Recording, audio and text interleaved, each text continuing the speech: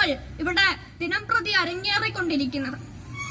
ഒരു വശത്ത് നിന്ന് ഒരു വിഭാഗം ജനത സ്ത്രീകളുടെ അവകാശങ്ങൾക്കും സ്വാതന്ത്ര്യത്തിനും സമത്വത്തിനുമൊക്കെ വേണ്ടി മുറവിളി കൂട്ടുമ്പോൾ മറുവശത്ത് നിന്ന് അവർ നിരന്തരം ചൂഷണങ്ങൾക്കിരയാകേണ്ടി വരുന്നത് എന്തുകൊണ്ടാണ്? ഈ മാറിയ കാലത്ത് വീണ്ടും എവിടെ നിന്നാണ് നാം മാറി ചിന്തിച്ചു തുടങ്ങേണ്ടത്? നമ്മുടെ കാലചക്രത്തിലേക്കൊന്ന് തിരിഞ്ഞു നോക്കുമ്പോൾ നാം സാക്ഷ്യം വഹിക്കുന്നത് അസമത്വങ്ങളില്ലാത്ത ഒരു സമൂഹത്തിനാണ്. മുമ്പൊക്കെ പ്രാചീന കാലത്ത് നായാടാനും വേട്ടയാടാനും ഒക്കെ പുരുഷന്മാരോടൊപ്പം സ്ത്രീകളും മുന്നിട്ടിറങ്ങിയിരുന്നു. കൃഷി പ്രചരിപ്പിക്കുന്നതിലും അവർ വലിയൊരു പങ്ക് വഹിക്കുന്നുണ്ട്. തീർച്ചയായും ഒരു സമൂഹത്തിന്റെ തന്നെ സ്ഥിരതയ്ക്കാണ് അവിടെ ദൃഢമായ അടിത്തറവാകുന്നത്. പിന്നീട് ആയോധന കലകളിലും ആയുർവേദത്തിലും ഒക്കെ അവർ സജീവമായി വരുന്നുണ്ട്. പിന്നെയും കാലം മുന്നോട്ട് പോകുകയാണ്. സ്ത്രീകൾ വീടുകളിൽ ഒതുങ്ങുകയും കുട്ടികളെ പരിപാലിക്കലും വീട്ടുകാര്യങ്ങൾ നോക്കലും ഭക്ഷണം ഉണ്ടാക്കലും ഒക്കെയായി വീടുകളിൽ ഒതുങ്ങിപ്പോവുകയും പുരുഷന്മാർ വീടിന് വെളിയിൽ പോയി വീട്ടിലേക്കുള്ള ചെലവിന് വേണ്ടി പുറത്തുപോയി ജോലിയെടുക്കുന്ന ഒരു സ്ഥിതി വിശേഷം ഇവിടെ അരങ്ങേറുന്നത്. പിന്നെ സ്ത്രീകൾ വെറും പ്രത്യുൽപാദനത്തിന് വേണ്ടി മാത്രമുള്ളവരായി മാറുകയും ചെയ്യുകയുമുണ്ടായി. സതിയും ശൈശവ വിവാഹവും ഒക്കെ അവർ എത്രമാത്രം അനീതികളാണ്, അവർ എത്രമാത്രം അപഗണനകളാണ് അന്ന് നേരിടേണ്ടി വന്നിട്ടുള്ളത് എന്നതിന്റെ നേർചിത്രങ്ങളായി വേദനാജനകമായ ഉദാഹരണങ്ങളായി നമുക്ക് ചൂണ്ടിക്കാട്ടാൻ സാധിക്കും. സമൂഹത്തിന്റെ കാഴ്ചപ്പാടിൽ സ്ത്രീകൾ അജ്ഞരും അബലരും പ്രത്യുൽപാദനത്തിന് വേണ്ടി മാത്രമുള്ളവരുമായി മാറുകയാണ്. അവർക്ക് വിദ്യാഭ്യാസം പോലും നിഷേധിക്കപ്പെടുന്നു.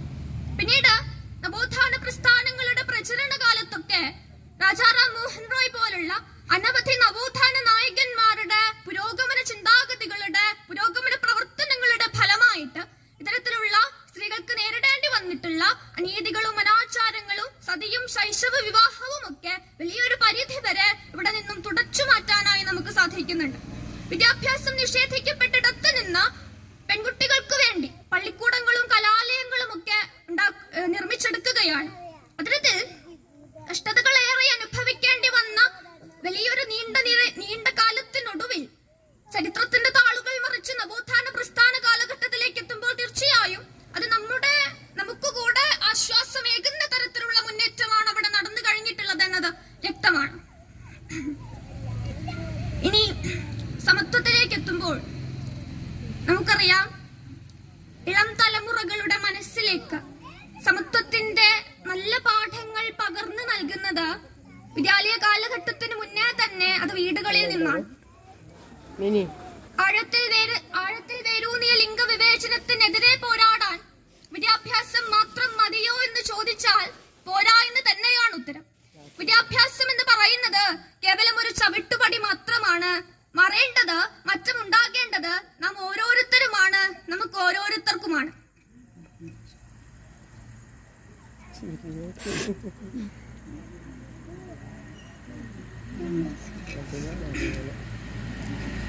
അതിന്റെ അടിസ്ഥാനം എന്ന് പറയുന്നത് സ്വന്തം വീടുകളിൽ ആൺകുട്ടികളെയും പെൺകുട്ടികളെയും സ്നേഹവും വീറും വാശിയും നൽകി പഠിപ്പിക്കുക എന്നത് തന്നെയാണ്.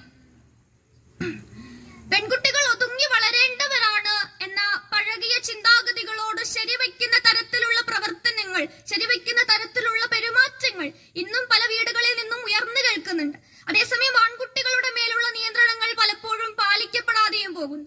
അരക്ഷിതത്വത്തെ ചൊല്ലി സന്ധ്യ മയങ്ങുന്നതിന് മുൻപ് മകളോട് വീട്ടിലെത്താൻ ഉപദേശിക്കുന്ന മാതാപിതാക്കൾ പലപ്പോഴും മകൻ എത്ര വൈകിയാലും കാരണം തിരക്കാതെ പോകുന്നു. ഒരുപക്ഷെ മകനോടുള്ള കാര്യം തിരക്കലുകളിൽ മകളുടെ അരക്ഷിതാവസ്ഥയ്ക്ക് ശമനമുണ്ടായേനെ എന്ന് പറയുന്നത് ഒരു സാധ്യതയാണ്. കാരണം മറ്റൊന്നുമല്ല, നാം ഇന്ന് ഈ ലോകത്ത് ഏറ്റവും അധികം ഭയപ്പെടുന്നത് നരികളും പുലികളും ഒന്നുമല്ല, മറിച്ച് മനുഷ്യനെയാണ്. മനുഷ്യനെ കണ്ടാൽ തിരിച്ചറിയാൻ സാധിക്കാത്തിടത്തുകൂടെയാണ് നാം ജീവിക്കുന്നത്. നല്ല വാക്കോതുവാൻ ത്രാണിയുണ്ടാകണം, കൃത്യങ്ങൾ ചെയ്യുവാൻ ശ്രദ്ധയുണ്ടാകണം, സത്യം പറഞ്ഞിടാൻ ശക്തിയുണ്ടാകണമെന്ന് അവസാനിച്ചിരുന്ന പ്രാർത്ഥനാ ഗീതങ്ങളിൽ തുടങ്ങിയിരുന്ന വിദ്യാലയ കാലഘട്ടം ഉണ്ടായിരുന്നു. അതൊക്കെ പഴയ കാര്യമല്ലേ എന്ന് ചിന്തിക്കുന്നവരുണ്ടായിരിക്കാം. അതെ, ഇതിന്റെയൊക്കെ പൊരുളും പഴഞ്ചൻ തന്നെ എന്ന് വ്യാഖ്യാനിക്കുന്ന രീതിയിലുള്ള പ്രവർത്തനങ്ങളാണല്ലോ ഇന്നത്തെ ബാല്യം ഇവിടെ കാഴ്ചവെച്ചുകൊണ്ടിരിക്കുന്നത്. സ്വന്തം അച്ഛനെതിരെ അമ്മയ്ക്കെതിരെ ശബ്ദമുയർത്താനും വെറും 5 രൂപയുടെ പേനയെ ചൊല്ലിവരെ വേണമെങ്കിൽ തർക്കമുണ്ടാക്കാനും സ്വന്തം അധ്യാപകർക്കെതിരെ ഭീഷണി മുഴക്കാനും അവർക്കെതിരെ കയർത്ത് സംസാരിക്കാനും സ്വന്തം കൂട്ടുകാരിയോട് പോലും വഴിവിട്ട് സംസാരിക്കാനും റാഗിങ്ങിന്റെ പേരിൽ സ്വന്തം സഹപാഠിയെ ക്രൂര വിമർശനങ്ങൾക്കും ചെയ്തികൾക്കും ഇരയാക്കി അവരെ മരണത്തിലേക്ക് തള്ളി വീഴ്ത്താനും വെറും 15 വയസ്സ് മാത്രം പ്രായമുള്ള ഒരു സമപ്രായക്കാരനെ ആസൂത്രണം ചെയ്ത് സംഘം ചേർന്ന് നിസ്സാര പ്രശ്നത്തിന്റെ പേരിൽ മർദ്ദിച്ചു കൊലപ്പെടുത്താനും കെൽപ്പുള്ള ഒരു ബാല്യമാണ് ഇവിടെ നിരന്തരം ചർച്ച ചെയ്യപ്പെട്ടുകൊണ്ടിരിക്കുന്നത്. മുമ്പൊക്കെ കേരളത്തെ കുറിച്ച് സംസാരിക്കേണ്ടി വരുന്നിടത്ത് മലയാളികൾ ലജ്ജിച്ചു തല താഴ്ത്തുന്നു എന്ന് പറയുന്നിടത്ത് ഉദാഹരണങ്ങളായി ജിഷയുടെയും അഭിമന്യുവിന്റെയും മധുവിന്റെയും ഒക്കെ മാറി മാറി വരുന്ന മുഖങ്ങളായിരുന്നു. എന്നാൽ ഇന്ന് കാലത്തിനോടൊപ്പം ഉദാഹരണങ്ങളുടെ ഒരു നീണ്ട നിര കൂടെ വളർന്നുകൊണ്ടിരിക്കുകയാണ്. ലജ്ജിച്ചു താഴ്ത്തിയ തല പൊക്കി നോക്കാനുള്ള അവസരം പോലും കൊടുക്കുന്നില്ല മലയാളികൾക്ക് എന്നുള്ളതാണ് വാസ്തവം. നമ്മുടെ ഭാവിയുടെ കാര്യം കൂടെ അവിടെ ഒരു ചോദ്യചിഹ്നമായി വരുന്നുണ്ട്. കാരണം രാഷ്ട്രത്തിന്റെ നിധികളെന്ന് ഓമന പേര് നൽകി വിളിക്കുന്ന ബാല്യം ഇന്ന് കുരുങ്ങിക്കിടക്കുന്നത് ബാലവേലയിൽ ഒന്നുമല്ല, അതിലുപരി ക്രിമിനൽ മെന്റാലിസം അഥവാ ക്രിമിനലിസം നിറഞ്ഞ മാനസിക വൈകല്യങ്ങളിലും ലഹരികളിലുമൊക്കെയാണ്. ഇവിടെ ബാല്യത്തെ കുറിച്ച് പറയാനുള്ള പ്രധാന കാരണം ചിലയിടങ്ങളിൽ അവർ അമ്മയ്ക്കെതിരെ പോലും ശബ്ദമുയർത്തി തുടങ്ങിയിരിക്കുന്നു എന്നുള്ളതാണ്. മക്കളെ ഭയപ്പെട്ട് ജീവിക്കുന്ന അമ്മമാരുണ്ടെന്ന് അവരെ ഓർത്ത് വീണ്ടും കണ്ണീരൊപ്പുന്നവരുണ്ട്. വെറും ലൈക്സിനും ഷെയറിനും റീച്ചിനും ഒക്കെ മാത്രം വേണ്ടി സ്വന്തം മക്കളെ എന്തും പഠിപ്പിച്ച് വീഡിയോ ചിത്രീകരിച്ച് പ്രദർശിപ്പിക്കുന്ന മോഡേൺ പാരന്റ്സിന്റേത് കൂടിയാണ് ഇവിടുത്തെ സ്ഥിതിവിശേഷം. പ്രിയമുള്ളവരെ, പഠിച്ചതേ പ്രവർത്തിക്കൂ എന്നത് മാത്രം ഇവിടെ ഓർമ്മിപ്പിച്ചു കൊള്ളട്ടെ. നാളെ വളരാനിരിക്കുന്ന, നാളെ വിരിയാനിരിക്കുന്ന നിറമുള്ള ഭാവികളെ അവരുടെ സ്വഭാവ രൂപവൽക്കരണത്തിന് ആഘാതമുണ്ടാക്കിക്കൂടാ.